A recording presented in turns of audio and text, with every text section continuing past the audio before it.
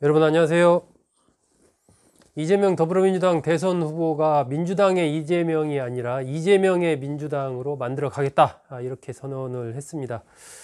민주당이라는 큰 그릇 속에 좀 갇혀 있었던 것 아닌가, 이런 생각이 든다라고 하면서 국민들은 왜 이재명이 후보가 된 다음에 저렇게 굼뜨게 됐을까, 이런 의문을 가졌을 것 같다.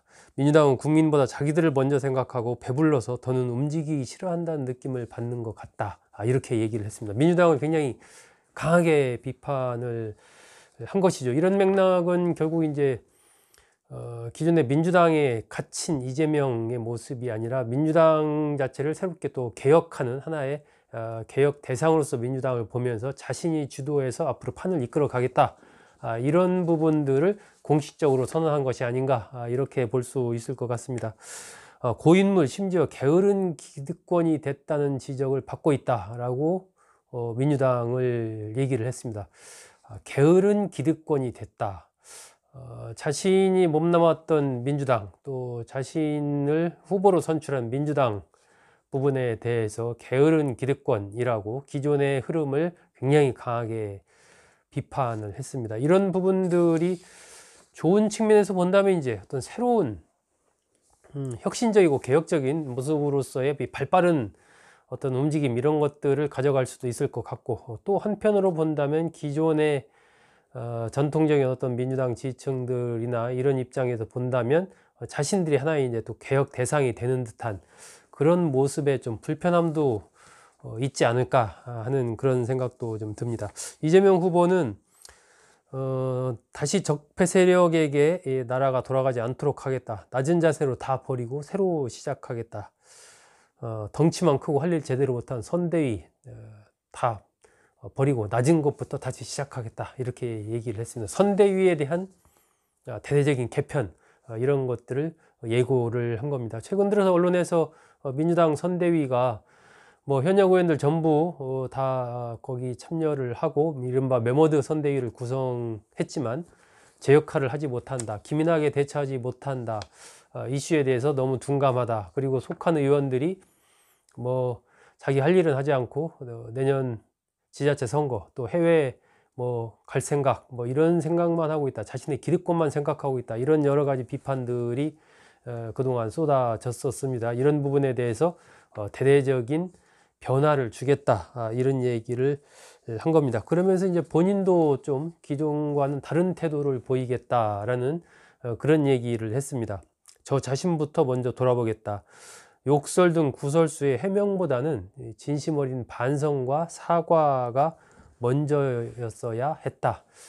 그동안에 이제 대장동 개발 특혜 의혹이라든지 형수 욕설 관련된 이런 부분에 대해서 해명하고 뭐 사실이 아니다, 그 과정이 이렇다, 오히려 최대의 성과다, 뭐 이렇게 얘기했던 이런 부분들에 대해서 좀 반성을 하는 거죠. 그 부분이 잘못됐다라고 얘기를 하면서 진솔한 반성과 사과, 이것이 먼저였어야 되는데 그보다는 먼저 해명하려고 하는, 옳다라고 이렇게 자신을 변호하려고 하는 이런 부분들이 너무 앞섰던 그런 부분들이 좀 문제가 있었다, 이렇게 얘기를 한 겁니다. 대장동 의혹과 관련해서 내가 깨끗하면 됐지 하는 생각에 많은 수익을 시민들께 돌려드렸다는 부분만 강조했지 부당이득에 대한 국민의 허탈한 마음을 읽는데 부족했다라고 인정을 하면서 민주당도 확 변해야 된다, 이런 얘기를 또 했습니다. 이재명 후보의 이런 언급으로 미뤄 짐작해 볼 때 향후에 선대위의 대대적인 개편이 예상이 됩니다. 이미 송영길 상임 선대위원장이 물러나겠다라는 이런 얘기를 밝혔고, 김두관 의원도 선대위에서 이미 빠져서 지역으로 가겠다, 이렇게 선언을 했죠. 이탄희 의원도 뭐 비슷한 얘기를 했습니다. 이런 식으로 지금 이른바 좀 중진들, 대선 출마했던 이런 무게 있는 분들이 선대위에서 많이 빠져서 현장으로 가는 이제 그런 흐름 속에서 이 선대위는 좀 더 실용적이고 실무 중심의 이 가벼운, 이 좀 기동성이 있는 몽골 기병 같은 이런 스타일로 좀 바뀌지 않을까, 그렇게 예상이 됩니다. 그렇게 된다면 이재명 후보의 측근 인사들의 이른바 대한 전진 배치가 이루어질 가능성이 커 보입니다. 성남시장 시절부터 같이 했었던 그러한 측근 인물들, 뭐 정진상 실장이라든지 김현지 비서관, 이런 인물들이 대표적이죠. 김용전 대변인, 이런 인물들이 쭉 포진을 하고, 특히 그 7인회 이재명 후보를 지지했던 7명의 현역 의원들, 정성호 의원이라든지 뭐 김남국 의원이라든지 김영진 의원이라든지 이런 7인회 의원들이 이제 상당히 좀 핵심 요직에 포진하는 그 7인회와 측근 인물들을 중심으로 해서 선대위가 돌아가는 그런 모양새가 될 가능성이 커 보이지 않나 하는 생각이 듭니다. 근데 한편으로 본다면 이제 이런 부분들이 민주당 내의 어떤 권력의 변화로도 연결이 되는 그런 흐름이 있기 때문에, 결국 이제 그동안의 비주류였던 이재명 후보를 중심으로 한 그룹이 그야말로 민주당을 접수하는 이러한 모습이 될 수도 있겠죠. 이것은 민주당 내의 권력 지형이 크게 변화한다라고 볼 수 있기 때문에, 이러한 과정에서 당장은 이것이 불가피하게 그렇게 이제 바뀌어간다고 하더라도 향후에 지방선거의 공천 문제라든지 그 이후에 또 당권 문제라든지 이런 것과 관련해서 내부에 상당한 보이지 않는 이 어떤 권력 갈등 같은 것들이 있을 가능성도 좀 있어 보입니다.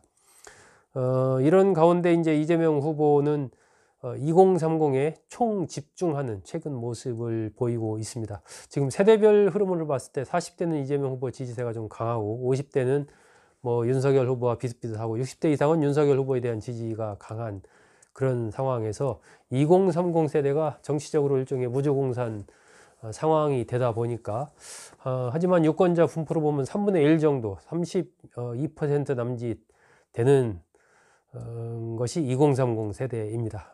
이재명 후보의 최근 한 2, 3주의 행보는 모두 2030 세대를 공략하는 쪽에 좀 집중이 되어 있고, 아마 선대위가 개편하는 과정에서도 이런 부분들이 선대위 개편에 반영이 되지 않을까, 그렇게 좀 예상이 됩니다.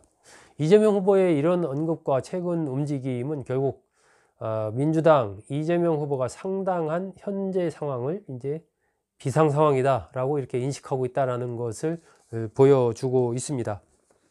이게 최근에 지지율 흐름에서 계속 윤석열 후보에게 뒤처지고 있고, 정당 지지율이라든지 대통령 지지율도 국민의힘에 뒤처지면서 또 지지율도 하락하고 있는 이러한 흐름이기 때문에, 아마 지금 뭔가 특단의 이런 조치를 내놓지 않으면 향후에 어려워질 수 있다, 상당히 어려워질 수 있다, 뭐 이런 판단 속에서 대대적인 선대위 개편을 필두로 한 이 새로운 전략 수립, 이를 통한 좀 전진, 이런 쪽에 좀 포인트를 뒀지 않나 하는 생각이 듭니다. 하지만 좀 타이밍이 좀 늦은 감이 있습니다. 지금 선대위가 벌써 출범한 지 한 달 정도 됐는데 그 시간을 그냥 보내버린 거죠. 시간이 좀 타이밍을 놓친 부분이 있다. 그리고 이재명 후보의 어떤 반성, 대장동 등등과 관련해서 해명보다는 좀 사과와 반성이 먼저 했어야 됐다라는 이러한 부분들도 이미 대장동 이슈의 판이 쫙 훑고 지나간 이런 상황이기 때문에, 과연 얼마나 효과가 있을지 좀 의문시되는 부분들이 있습니다. 그렇기 때문에 과연 이재명 후보의 이런 변화가 이 판을 바꾸는 데까지 나아갈 수 있을 것인가는 좀 더 지켜봐야 할 것 같습니다. 현재 대선판을 좌우하고 있는 큰 흐름은 이제 부동산 민심을 바탕으로 한 이 정권 교체 흐름이 거세게 흘러가고 있습니다. 그런 측면에서 봤을 때 이재명 후보의 이러한 변화, 비상사태에 대한 인식, 이런 부분들은